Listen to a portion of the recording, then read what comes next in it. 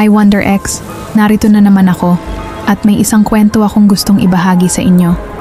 Pero bago ang lahat, pakiclick muna ang subscribe button dyan sa baba. Dahil ang kwento natin ngayon, hindi basta-basta. Minsan, ang pinakasimpleng pakiusap ang siyang nagdadala sa pinakadilim na parte ng ating mundo. Pakinggan natin ang kwento ni Jace Mendoza.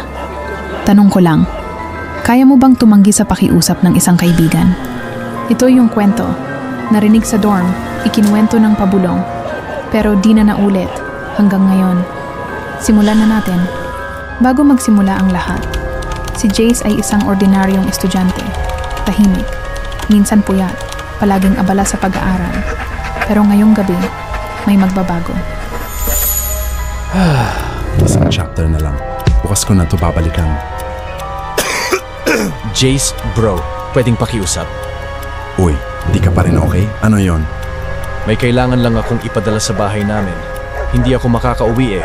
Saan yan dadalhin? At anong ipapadala mo? Itong salamin. Eyeglass siya, antique. Regalo ko kay mama. Pakisabi na lang din, hindi ako makakauwi ngayon. May sakit ako. Saan nga ulit kayo nakatira? Sa may dulo ng Cavite. Medyo liblib. Pero kami ang may pinakamagandang bahay doon. Puno ng ilaw, parang mansion. Favor lang bro. Pag malapit ka na, suotin mo sana tong salamin. Mas matutuwa kasi si mama. Pag nakikita kanyang suot mo yan. May mga bagay na parang simpleng pakiusap lang. Pero kapag tinanggap mo, parang unti-unti kang hinihila papunta sa isang direksyong hindi mo lubos maintindihan. At si Jace, hindi na siya tumanggi. Hindi lahat ng lugar na tahimik, ligtas. At hindi lahat ng maliwanag, walang tinatagong dilim. Sa pagdating niya sa lugar na yon, parang may mata nang nanonood. Hindi pa man siya bumababa, parang alam na ng lugar na may darating. May mga lugar sa Pilipinas na hindi mo mahahanap sa mapa.